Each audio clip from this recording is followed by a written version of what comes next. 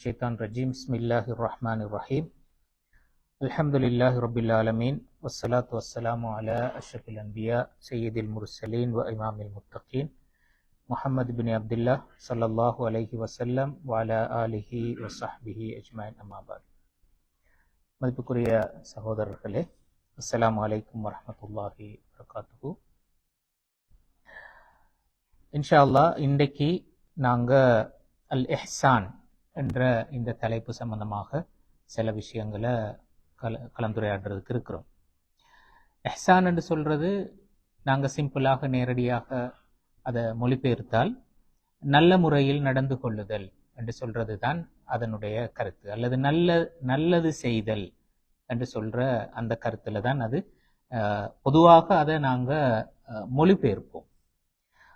ஆனாலும் நாங்கள் ஷரியாவில் அல்லது குரான்லையும் ஹதீஸ்லையும் இந்த சொல் இஹ்சான் என்ற சொல் உண்மையிலே ஒன்றுக்கு மேற்பட்ட பல கருத்துக்கள்ல அது பயன்படுத்தப்பட்டிருக்கின்றன.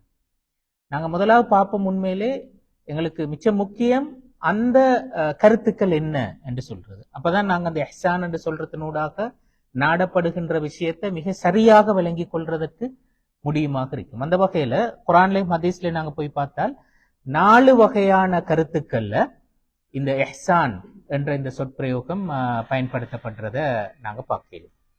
அப்ப அதுல முதலாவது கருத்து என்ன என்று சொன்னால், அடுத்த மனிதர்களுக்கு பயனளித்தல் என்று சொல்ற கருத்துல இஹ்சான் என்ற சொற்பிரயோகம் குரான்லையும் ஹதீஸ்லையும் பயன்படுத்தப்பட்டிருக்கு. அதாவது இப்ப அதை நாங்க அரபுல சொன்னா ஈசாலுன் நஃப் லில் கைர், அடுத்தவர்களுக்கு ஒரு பிரயோசனத்தை பயனை கொண்டு சேர்த்தல் என்று சொல்கின்ற அந்த கருத்துல பயன்படுத்தப்பட்டிருக்கிறது நாங்க பார்க்கலாம். இப்ப குரான்ல வரக்கூடிய இப்ப இந்த இன்னல்லாஹ் யுஹிப்புல் முஹ்சினீன் என்று சொல்ற அல்லாஹு தாலா முஹ்சின்களை விரும்புகின்றான் என்று சொல்ற அந்த இப்ப அங்க முஹ்சின் என்று சொல்றதனூடாக நாடப்பட்டவர்கள் யாரு என்று சொன்னால், அடுத்த மனிதர்களுக்கு பயனுள்ளவர்களாக வாழுகின்றவர்கள், பிரயோசனமானவர்களாக வாழுகின்றவர்கள் என்ற அந்த கருத்துல தான் அங்க அந்த முஹ்சின் என்ற அந்த சொற்பிரயோகம் பயன்படுத்தப்பட்டது. இப்ப நாங்க ஹதீஸ்ல ரசூல் ஸல்லல்லாஹு அலைஹி வஸல்லம் அவர்கள் இந்த பயனளித்தல் என்று சொல்ற விஷயத்தை நேரடியாகவே பேசியிருக்கிறார்கள். இப்ப உண்மையில இந்த அடுத்தவர்களுக்கு பயனளித்தல் என்று சொல்றத நேரடியாக இப்படி சொல்லி இருக்கிறார், அஹப்புன் நாசி இலல்லாஹி அன்ஃபஅஹும் லின்னாஸ். அதாவது அல்லாஹு தஆலாவுக்கு மிகவும் விருப்பமானவர்கள் யாரு என்று சொன்னால், மனிதர்களுக்கு பயனுள்ளவர்கள், மனிதர்களுக்கு பிரயோசனமானவர்கள். அதாவது மனிதர்களுக்கு அவங்க ஏதாவது ஒரு பயனை கொடுப்பார்கள், அவங்கதான் அல்லாஹ்வுக்கு மிகவும் விருப்பமானவர்கள் என்று சொன்னார். தொடர்ந்து சொல்ற நேரத்துல வஅஹப்புல் அஅமாலி இலல்லாஹி சுரூருன் யுத்கிலுஹு அலல் முஸ்லிம். அதாவது அல்லாஹு தஆலாவுக்கு மிகவும் விருப்பமான செயல் எது? ஆரம்பத்துல சொன்ன அல்லாஹ்வுக்கு மிகவும் விருப்பமான மனிதர்கள் யாரு என்று சொன்னா பிரயோசனமானவர்கள். ரெண்டாவது சொன்ன அல்லாஹு தஆலாவுக்கு மிகவும் விருப்பமான செயல் எது என்று சொல்ற நேரத்துல ஒரு முஸ்லிமுடைய மனசுல சந்தோஷத்தை போடுதல் என்று சொல்ற, ஒரு முஸ்லிமுக்கு சந்தோஷத்தை கொடுக்கிறது, இது அல்லாஹ்வுக்கு மிகவும் விருப்பமான செயல். இப்படி சொல்லிட்டு தொடர்ந்து சொல்றேன் என்றால், தக்ஷிஃபு அன்ஹு குர்பா, சந்தோஷத்தை போடுறது மட்டுமல்ல, அவனுக்கு ஏற்படுகின்ற ஒரு கஷ்டத்தை இல்லாமல் செய்தல். அடுத்து தொடர்ந்து சொல்றான் என்றால், அவு தக்தி அன்ஹு தைனன், அல்லது அவனுக்கு ஒரு கடன் பிரச்சனை ஒன்று இருக்கிறது, அதை நிவர்த்திக்கிறதற்கு அவனுக்கு நாங்க உதவி செய்கின்றோம். அவு தத்ருது அன்ஹு ஜூஅன், அல்லது அந்த மனிதனுக்கு பசி இருக்கிறது, அந்த பசியை போக்குறதுக்கு நாங்க அவனுக்கு உதவி செய்கின்றோம் என்று சொல்றோம். அப்ப இந்த விஷயங்கள் எல்லாவற்றையும் ஒரு மனிதனுக்கு பயனளிக்கின்ற செயற்பாடுகள் என்று சொல்லி ரசூல் ஸல்லல்லாஹு அலைஹி வஸல்லம் அவர்கள் சொன்னார். அப்ப நாங்க ஒரு இஹ்சான் என்று சொல்றதனுடைய முதலாவது கருத்து மனிதர்களுக்கு பிரயோசனமாக வாழுதல். எப்பவுமே அடுத்த மனிதர்களுக்கு நாங்க ஏதாவது ஒரு நன்மையை செய்தல், ஒரு நலனை ஏற்படுத்துதல் என்று சொல்கின்ற அந்த கருத்து தான் இஹ்சான் என்று சொல்றதனுடைய முதலாவது கருத்து. இப்ப இந்த ஹதீஸ் தபரானில பதிவு செய்யப்பட்டிருக்கிற ஒரு ஹதீஸ். ரசூல் ஸல்லல்லாஹு நாசருத்தீன் அல்பானி அந்த ஹதீஸை சஹீஹ் என்று சொன்னார். இந்த ஹதீஸ்ல தொடர்ல இன்னொரு பகுதி ஒன்று வருகிறது. ரசூல் ஸல்லல்லாஹு அலைஹி வஸல்லம் எப்படி சொன்னார் என்னண்டா, லஅன் அம்ஷி மா அஹின் ஃபி ஹாஜத்தின் அஹப்பு இலைய மின் அன் அஅதகிஃப ஃபி ஹாதல் மஸ்ஜித் ஷஹ்ரா. அதாவது மஸ்ஜித் நபவியில ரசூல் ஸல்லல்லாஹு அலைஹி வஸல்லம் அவர்கள் இருந்து கொண்டு சொன்ன ஒரு வார்த்தை. இந்த மஸ்ஜித் நபவியில ஒரு மாதம் இஅ்திகாஃப் இருப்பதை விடவும், ஒரு மனிதனுடைய தேவையை நிறைவேற்றி கொடுப்பதற்காக நான் அவனோட நான் போறேன், அவனோட தேவையை நிறைவேற்றி கொடுக்கிறதுக்காக வேண்டி, அது எனக்கு விருப்பத்துக்குரிய செயல் என்று ரசூலுல்லாஹ் சொன்னார். அப்ப பாருங்க என்றால், அந்த மனிதர்களுக்கு நாங்க உதவி செய்தல், அவர்களுக்கு பயனளித்தல் என்று சொல்றத மஸ்ஜித் நபவியில இஅ்திகாஃப் இருப்பதை விடவும் சிறந்தது. மஸ்ஜித் நபவியில நாங்க ஒரு அமல் செய்யறது என்று சொல்றோம், ஒரு இபாதத்தில் ஈடுபடுறேன்னு சொல்றது ஏனைய பள்ளி வாயல்கள்ல நாங்க இபாதத் செய்யறதை விட பல மடங்கு அதிகம். அப்ப அதுல இஅ்திகாஃப் இருப்பதை விடவும் இந்த செயற்பாடு எனக்கு விருப்பத்துக்குரியது என்று ரசூல் ஸல்லல்லாஹு அலைஹி வஸல்லம் அவர்கள் சொன்னார்கள். அதே மாதிரி இன்னொரு ஹதீஸை பாருங்க. ரசூல் ஸல்லல்லாஹு அலைஹி வஸல்லம் அவர்கள் சொன்னார்கள், இது ஒரு ஒரு பிரயாணம் போன சந்தர்ப்பத்துல, ஒரு பிரயாணத்துல இருக்கிற நேரத்துல ஒரு சஹாபி அவருடைய ஒட்டகத்துல நிறைய அந்த பிரயாணத்துக்கு தேவையான சாப்பாடுகளோட அவர் வந்திருக்கிறார். இப்ப அவங்க ஒரு குறிப்பிட்ட ஒரு இடத்துல தங்கிட்டு திரும்ப போறதுக்கு ரெடி ஆகுறாங்க. அப்ப எல்லாரும் அவங்களோட அந்த வாகனங்களை நோக்கி போறாங்க. அப்ப இவர் அவருடைய ஒட்டகத்தை நோக்கி போறார். இப்ப அந்த ஒட்டகத்துல ஏறி பிரயாணம் செய்யக்கூடிய நிலைமையில இல்ல, என்னடா அதுக்கு ஏதோ சுகையினம் அது நல்ல வீக்காக இருக்கிறது. அந்த சாமான எல்லாத்தையும் சுமந்து கொண்டு இவரையும் சுமந்து கொண்டு போறதுக்குரிய இடத்துல அது இல்ல. அப்ப அவர் உண்மையிலே பெரிய ஒரு சங்கடத்துக்குள்ளாகிறார். அங்கங்களை சுத்தி பார்க்கிறார், ஏதாவது மாற்று வழி இருக்கிறதா என்று சொல்லி. அப்ப ரசூல் ஸல்லல்லாஹு அலைஹி வஸல்லம் அவர்கள் சொல்றாரு என்னண்டா, மன் கான மாஹு ஃபதுலு பஹ்ரின் ஃபல்யஉத் பிஹி, யாரிடத்துல மேலதிகமாக ஒரு வாகனம் இருக்கிறதோ, மேலதிகமாக இவரை ஏற்றுக்கொள்வதற்கு மேலதிகமாக ஒரு வாய்ப்பு இருக்கிறதோ, ஃபல்யஉத் பிஹி, அதை அவருக்கு கொடுங்க என்று சொல்ற. இந்த ஃபல்யஉத் என்று சொல்ற, இந்த தஸத்தக் என்று சொல்ற, அவருக்கு நீங்க அந்த விஷயத்தை சதகா செய்யுங்க. அலாமன் வஹ்ரலஹு, அவரு அத ரசூலுல்லாஹ் பொதுவா தான் சொல்றார், யாருக்கு போறதுக்கு வெஹிக்கிள் இல்லையோ அவங்களுக்கு மேலதிகமா இருக்கிறார்கள், அதை கொடுங்க என்று சொன்னார். வமன் கான லஹு ஃபதுலும் மின் ஜாத், யாரிடத்துல மேலதிகமா சாப்பாடு இருக்கிறது அவங்க ஃபல்யஉத் பிஹி அலா மன் ஜாதலஹு, யாரிடத்துல சாப்பாடு இல்லையோ அவங்களுக்கு அதை கொடுங்க என்று சொல்லி சொன்னார். அப்ப இந்த விஷயம் எல்லாம் நாங்க காண்றோம் என்னன்னா, அந்த பிரயோசனம் அளித்தல், பயனளித்தல் என்று சொல்றது. இந்த செயற்பாட ஹதீசுகள் குர்ஆன் இஹ்சான் என்ற கருத்துல விளங்கப்படுத்தியிருக்கிறது நாங்க பார்க்கலாம். அப்ப இது முதலாவது. இரண்டாவது பாருங்க, இஹ்சான் என்று சொல்றதற்கான கருத்து, அது அரபுல சொல்லுவார்கள் இஜாதத்து ஷை, ஒரு விஷயத்தை நாங்க குவாலிட்டியாக செய்யறோம். ஒரு வேலை எடுத்தா அதை பெஸ்டாக நாங்க செஞ்சு முடிக்கிறது, இதற்கும் இஹ்சான் என்று சொல்லுவார். இப்ப ஹதீஸ்ல வருகிறது, ரசூல் ஸல்லல்லாஹு அலைஹி வஸல்லம் அவர்கள் சொன்னார்கள், இன்னல்லாஹ கதபல் இஹ்சான அலா குல்லி ஷை, அல்லாஹ் தஆலா ஒவ்வொரு செயற்பாட்டிலும் ஒவ்வொரு விஷயத்திலும் இந்த இஹ்சான் என்ற விஷயத்தை கடமையாக்கி இருக்கின்றான் என்று சொல்ற. இஹ்சானாகத்தான் அது நடக்கணும் என்று அல்லாஹ் தஆலா கட்டாயமாக சொல்லி இருக்கின்றான். தொடர்ந்து சொல்றாரு என்னண்டா, அந்த இஹ்சான் என்றதை விளங்கப்படுத்துவதற்காக வேண்டி وَإِذَا قَتَلْتُمْ فَأَحْسِنُوا الْقِتْلَ وَإِذَا ذَبَحْتُمْ فَأَحْسِنُوا الذِّبْحَ, நீங்க கொலை செய்வதாக இருந்தால், ஏதோ ஒரு விஷயத்துக்கு ஒருத்தருக்கு தண்டனை கொடுக்கின்ற வடிவத்தில் அவர் கொலை செய்யப்படுகிறார் என்று இருந்தாலும் அதை இஹ்சானாக செய்யுங்க, உரிய முறையில செய்யுங்க. அதே மாதிரி ஒரு உயிரினத்தை நீங்க அறுக்கிறதாக இருந்தாலும் ஃபஅஹ்சினு الذِّبْحَ, அதை அழகாக அருங்க, அந்த உரிய முறையில அதை நீங்க செய்யுங்க என்று சொல்லி, அந்த வகையில அதை அறுப்பதற்குரிய உங்களோட அந்த கத்தியை நல்ல கூர்மையாக வைத்துக் கொள்ளுங்க. அது அந்த உயிரினம் அதற்கு ஒரு ஆறுதலை கொடுக்கும் என்று ரசூலுல்லாஹ் சொன்னார். அப்ப ஒருத்தருக்கு நாங்க பனிஷ்மெண்ட் கொடுக்கிறதாக இருந்தாலும், ஒரு உயிரினத்தை நாங்க எங்கட உணவு தேவைக்கு அறுக்கிறதாக இருந்தாலும், அது வெளிப்படையா பார்க்கிற நேரத்தில் இன்னொருத்தருக்கு செய்யற தீங்கு மாதிரி தான், அவங்களை நோவினைப்படுத்துகின்ற ஒரு விஷயம் மாதிரி தானே. ஆனாலும் அதை செய்வதற்கு ஒரு சிஸ்டம் இருக்கிறது, அதுக்கு ஒரு முறை இருக்கிறது. அந்த முறையின் அடிப்படையில் அதை செய்கின்ற நேரத்தில் அது தீங்காக அமையாது, அது பாதிப்பாக அமையாது. அப்ப அறுக்கின்ற விஷயத்தையும் அதற்குரிய முறையில் அறுத்தால் அந்த உயிரினத்துக்கு அது ஒரு ராகத்தாக இருக்கும். அதே மாதிரி ஒருத்தருக்கு பனிஷ்மெண்ட் கொடுக்கிற நேரத்திலே உரிய முறைப்படி செய்கின்ற நேரத்துல அது அவனுக்கு ராகத்தாக இருக்க முடியும். அப்ப பாருங்க என்னண்டா, ஒரு விஷயத்தை அதற்குரிய ப்ரொசீஜர்ல, அதற்குரிய ப்ரொசஸ்ல அத ஒரு ஒரு ஒழுங்காக நாங்க செய்கின்ற நேரத்தில் அது டார்கெட் என்ன, அதோட இலக்கு என்ன, அந்த இலக்கை அடைகின்ற வகையில நாங்க அதை முறையாக செய்தல் என்று சொல்றதைத்தான் நாங்க சொல்லுவோம். இந்த ஹதீஸ் சொல்லுகின்ற கருத்துப்படிக்கு எஹ்சான். அப்ப எஹ்சான் என்று சொல்றதுனுடைய இரண்டாவது மீனிங், ஒரு வேலையை நாங்க எடுத்தா அந்த வேலையை ஒழுங்காக செய்தல் என்று சொல்றது. அது இரண்டாவது கருத்து. மூன்றாவது கருத்தை இமாம்கள் சொல்வார் என்றால் மா ஃபௌகல் அத்ல் அல்லது மா ஃபௌகல் வாஜிப். ஒரு விஷயத்தை எஹ்சான் என்று சொல்லி குர்ஆன் எப்ப சொன்னது, அந்த குர்ஆன் அந்த எஹ்சான் என்று பயன்படுத்தின இன்னொரு மீனிங் என்னன்னா, நாங்க கடமையை செய்தல் என்று சொல்றதை தாண்டி கடமைக்கு மேலதிகமாக நாங்க நல்ல முறையில நடந்து கொள்றது இருக்கிறது. ஒருத்தருக்கு தாராள தன்மையோடு நடந்து கொள்ளுதல் என்று சொல்றது இருக்கிறது.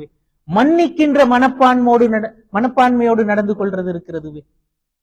இந்த பண்பாடு அதுவும் எஹ்சான் என்று சொன்ன. இப்ப அத எந்த அளவுக்கு சொன்னா, இப்ப இந்த குர்ஆன்ல வரக்கூடிய இந்த வசனம், இன்னல்லாஹ யஅமுருக்கும் பில் அத்லி வல் இஹ்சான், அல்லாஹ் தஆலா நீதியாக நடந்து கொள்ளுமாறு உங்களுக்கு கட்டளையிடுகின்றான். நீதியை மட்டும் குர்ஆன் சொல்லல, வல் இஹ்சான், இஹ்சானாக நடந்து கொள்ளுங்கள் என்றும் கட்டளையிடுகின்றான். பிரண்ணை சேர்த்து தான் சொன்னேன். இந்த குர்ஆன் வசனத்துக்கு விளக்கம் சொல்ற நேரத்துல சிரியாவை சேர்ந்த ஒரு முக்கியமான ஒரு இஸ்லாமிய அறிஞர் முகமது ராத்திப் அன்னாபிலுசி, அவரு ஒரு அழகான விளக்கம் சொல்லுவாரு. அவர் சொல்லுவார் என்னென்றால், நாங்க நீதியை நிலைநாட்டுதல் என்று சொல்ற, நாங்க நீதியா நடக்கணும், நீதி முக்கியம், அது முக்கியம் தான், கட்டாய நீதி நிலைநாட்டப்படணும், அது வாஜிப். ஆனால் நீதி ஊடாக மட்டுமே ஒரு மனிதனுக்குரிய முழுமையான நலன் எங்களுக்கு கொண்டு வர இயலுமா? ஒரு மனிதனுக்குரிய முழுமையான சந்தோஷத்தை எங்களுக்கு கொடுக்க இயலுமா? ஒரு மனிதனுக்குரிய முழுமையான ஆறுதல் எங்களுக்கு கொடுக்க இயலுமா?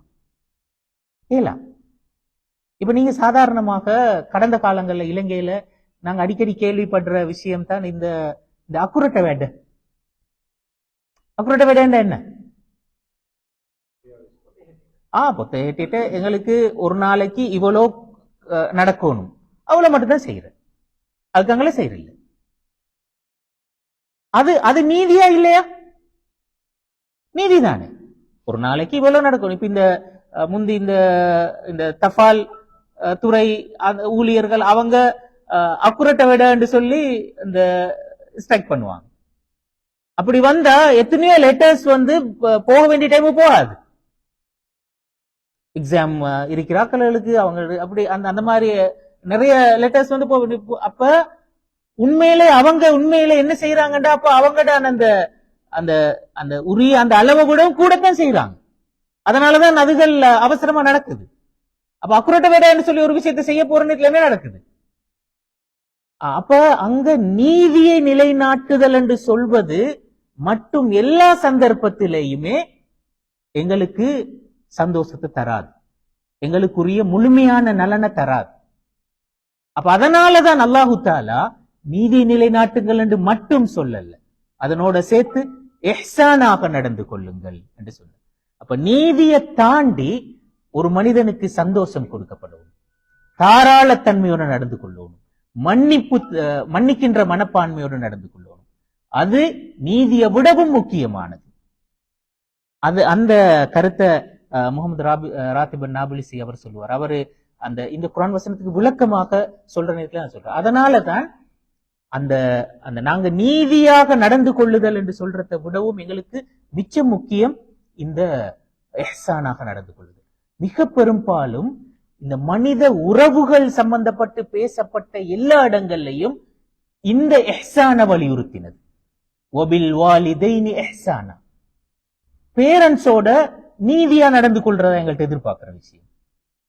நீதியை தாண்டின ஒரு கடமையை தான் நாங்க எதிர்பார்க்கிறோம். டியூட்டியை செய்யறதுவா, பேரண்ட்ஸுடனான ரிலேஷன்ஷிப்ல வந்து டியூட்டியை தாண்டி தான் நாங்க செய்வோம். மனைவியுடனான ரிலேஷன்ஷிப்பா இருக்கலாம், பிள்ளைகளுடனான ரிலேஷன்ஷிப்பாக இருக்கலாம், பெற்றோருடனானதாக இருக்கலாம், நண்பர்களுடனானதாக இருக்கலாம், பொதுவாக மனித சமூகத்துடனானதாக இருக்கலாம். டியூட்டி அல்ல முக்கியம். அதை தாண்டி எங்கட எங்கட எங்கட உயர்ந்த பண்புகள் தான் அங்க பிரதிபலிக்க வேண்டும். அதுதான் ரிலேஷன்ஷிப்ல எதிர்பார்க்கிற முக்கியமான விஷயம். அப்ப இது மூன்றாவது.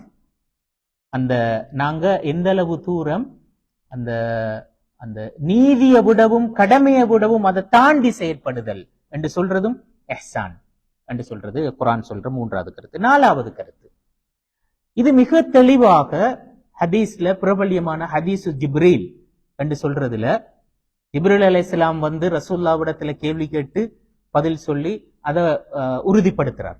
இஸ்லாமண்டா என்ன? இஸ்லாமண்டா நாங்க கலிமாவை மொழிதல், தொழுகை நிலைநாட்டுதல், ஜக்காத்தை கொடுக்கிறது, ஹஜ் செய்தல், நோம்பு நோற்றல் என்று சொல்லி ரசூலுல்லாஹ் வழங்கப்படுத்துறார். ஈமான் என்றால் என்ன?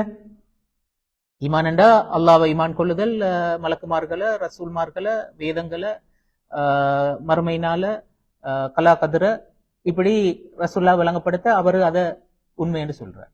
இஹ்சான் என்றால் என்ன என்று கேட்பார். அதற்கு ரசூல் ஸல்லல்லாஹு அலைஹி வஸல்லம் அவர்கள் சொல்ற பதில பாருங்க. என்னண்டா, அன் தஅபுதல்லாஹ கஅன்னக தரா, நீங்க அல்லாஹ் வணங்கணும். எப்படி? அல்லாஹ்வை இபாதத் செய்யணும். எப்படி? நீங்க அல்லாஹ்வை காண்றது மாதிரி நீங்க இபாதத் செய்யணும். ஃபஇன் லம் தகுன் தரா ஃபஇன்னஹு யராக், அவனை நீங்க காணாவிட்டாலும் அவன் உங்களை பார்த்து கொண்டிருக்கிறான். அப்ப இந்த இந்த மெத்தட்ல தான் நீங்க அல்லாஹ் வணங்கணும். அப்ப இஹ்சான் என்று சொல்றது வந்து இது ஒரு உளநிலை. எங்கட மனசு எப்படி இருக்கணும்? நாங்க அல்லாஹ்வை இபாதத் செய்கின்ற நேரத்துல எங்கட மனசு எப்படி இருக்கணும் என்று சொல்றத அந்த அந்த உளநிலையை விளங்கப்படுத்தினதும் இஹ்சான் என்று சொல்றது. இத வந்து இமாம்கள் இந்த உளநிலைக்கு 2 படித்தரங்கள் இருக்கிறதா சொல்லுவார்கள். அதோட உயர்ந்த படித்தரம் தான் முதலாவது சொன்னது. அத அந்த சூஃபிகள் விளங்கப்படுத்தினார்கள் அல் முஷாஹதா என்று சொல்லி. அதாவது நாங்க அல்லாஹ்வை காண்பது போன்ற அந்த உணர்வு எங்களுக்கு இருக்கும். இப்ப சாதாரணமாக நாங்க வந்து அந்த இப்போ ஒரு ஒரு ஒரு ஆபீஸ்ல ஒர்க் பண்றேன்னு சொல்லுவீங்களே, ஆபீஸ்ல பெரியவர் சிஇஓ அல்லது மேனேஜரோ யாரோ அவரு வந்து முன்னுக்கு இருக்கிறார். அப்ப அந்த டேபிள் வந்து ஒவ்வொருத்தருக்கும் தனித்தனி ரூமோ தனித்தனி கேபினோ இல்ல, எல்லாம் ஒரே ஹோல்ல மேனேஜர் அந்த ஹெட் டேபிள் இருக்கிறார், அடுத்த ஆட்கள் எல்லாம் பறந்து ஒவ்வொரு இடத்துல உட்கார்ந்து வேலை செஞ்சு கொண்டிருக்கிறாங்க.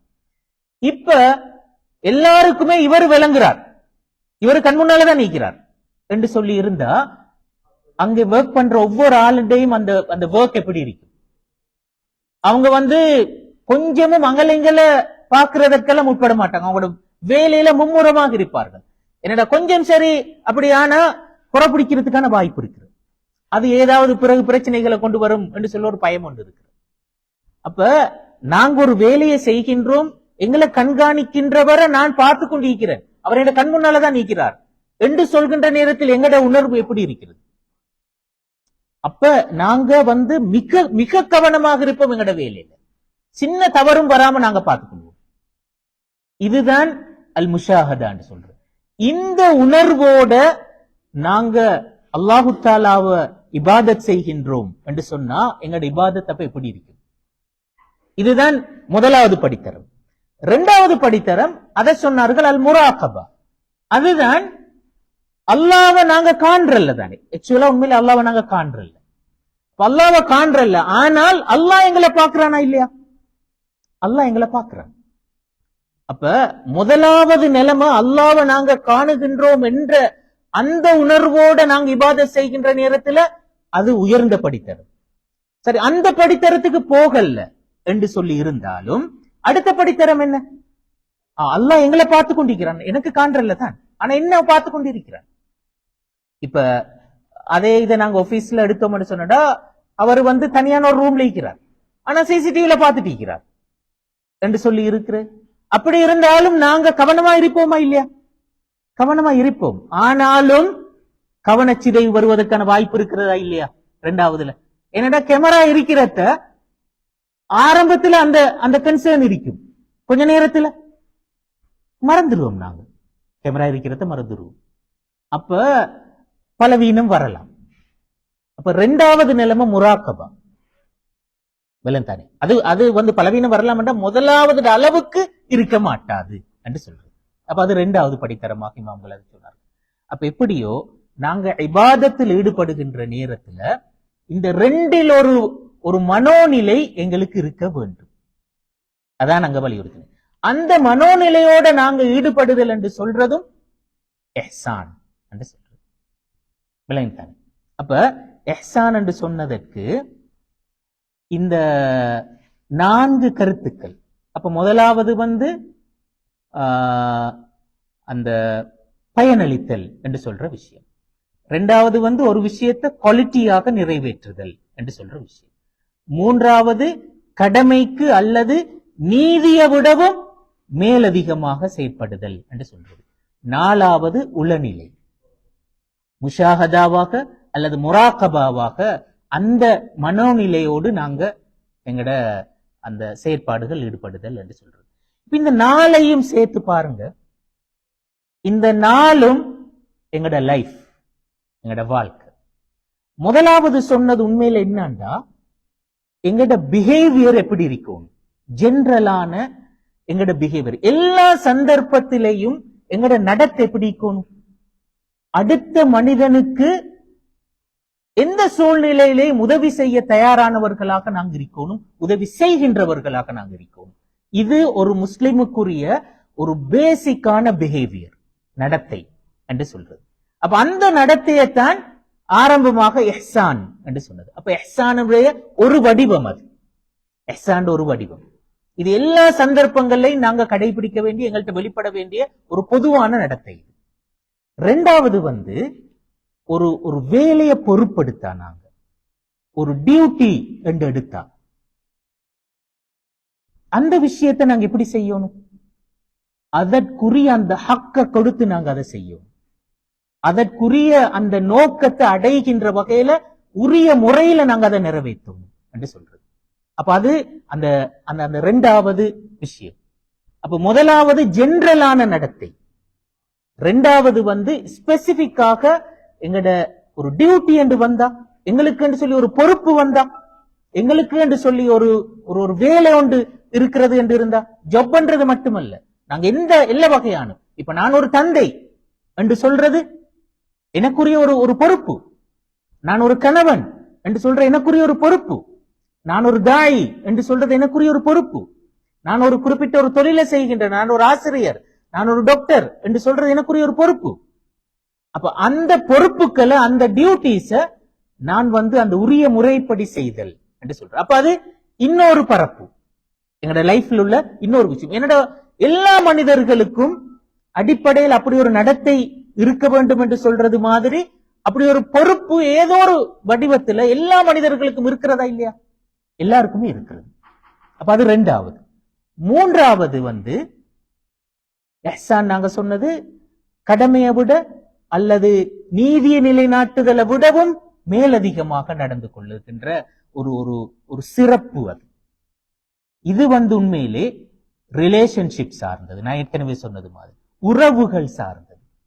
எங்கட ரிலேஷன்ஷிப் எப்படி இருக்கணும், எல்லா மனிதர்களுடனான ரிலேஷன்ஷிப்பும் அடுத்த மனிதனுடனான எங்கட உறவு எப்படி இருக்கும்.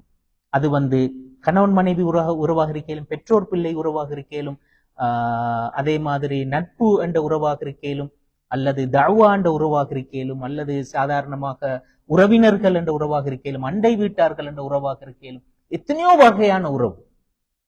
அந்த எல்லா உறவுகள்லையும் நாங்க சட்டப்படி நடந்து கொண்ட அந்த உறவு நல்லா இருக்குமா? சட்டப்படிதான் இருக்கிறோம். நாங்க கடமையை மட்டும் செய்யறோம், டியூட்டியை மட்டும் செய்யறோம். அது ஓண்ட எல்லை, இது என்ற எல்லை. இப்படி ஒரு ரிலேஷன்ஷிப்பை மெயின்டைன் பண்ணலுமா எங்களுக்கு? அது அழகான உறவாக இருக்காது. அப்ப உறவு எப்பவுமே கடமைக்கு மேலதிகமாக செய்வதுதான் உறவு. அப்ப எங்கட ரிலேஷன்ஷிப் எப்படி இருக்கணும் என்று சொல்றத பத்தி பேசுறதும் இஹ்சான். அது மூன்றாவது. அப்ப அது இன்னொரு பரப்பு, எங்களோட லைஃப்ல இன்னொரு பரப்பு. நாலாவது உளநிலை. இந்த எல்லா செயற்பாடுகளுக்கும் பின்னால் இருக்க வேண்டிய உளநிலை என்ன? இந்த உளநிலை. ஒன்று அது முஷாஹதாவாக இருக்கணும், அது முடியலண்டா குறைந்தபட்சம் முராக்கபாவாக இருக்கணும். நான் அல்லாஹ்வை காணுகின்ற அந்த ஃபீலிங்கோட நான் இந்த வேலைகளை செய்தல் என்று சொல்றது இருக்கணும். அல்லது குறைஞ்சபட்சம் அல்லாஹ்வை நான் காண்றல்ல, ஆனா அல்லாஹ் என்ன பார்த்து கொண்டிருக்கிறான், என்ற ஒவ்வொரு சரியையும் ஒவ்வொரு தவறையும் என்ற ஒவ்வொரு அசைவையும் ஒவ்வொரு வார்த்தையையும் அவன் பார்த்து கொண்டிருக்கிறான் என்று சொல்ற அந்த அந்த உணர்வோடு நாங்க அதை செய்கின்றோம். இப்ப பாருங்க என்னண்டா, நான் அடுத்த மனிதர்களுக்கு பயனளித்தல் என்ற வேலையையும் ஒரு பொறுப்பெடுத்த அந்த பொறுப்பை குவாலிட்டியாக செய்தல் என்று சொல்ற வேலையையும், உறவுகளை சரியாக நான் கடமைக்கும் மேலதிகமாக அந்த உறவை மெயின்டைன் பண்ணுதல் என்ற விஷயத்தையும், இது எல்லாத்தையுமே நான் உண்மையிலே சரியாக நிறைவேற்றணும்டா அந்த உளநிலை தேவை. அந்த உளநிலையோட அதை செய்கின்ற நேரத்துல இதெல்லாம் கம்ப்ளீட்டா நடக்கும். இப்ப இஹ்சான் என்று சொன்னா என்ன? முழு லைஃப், எங்களோட முழு வாழ்க்கை இஹ்சான் என்று சொல்றது. அப்ப இஹ்சானுடைய அந்த மீனிங் எங்களுக்கு சொல்லுகின்ற இந்த 4 கருத்துக்களும் இந்த முழு வாழ்க்கையையுமே நாங்க எப்படி வாழணும் என்று சொல்ற அந்த மெசேஜை தான் எங்களுக்கு சொல்றது. கடைசியாக இந்த இஹ்சான் என்று சொல்ற இந்த உளநிலை இருக்கிறது, இதை நாங்க பயிற்றுவித்துக் கொள்றது எப்படி?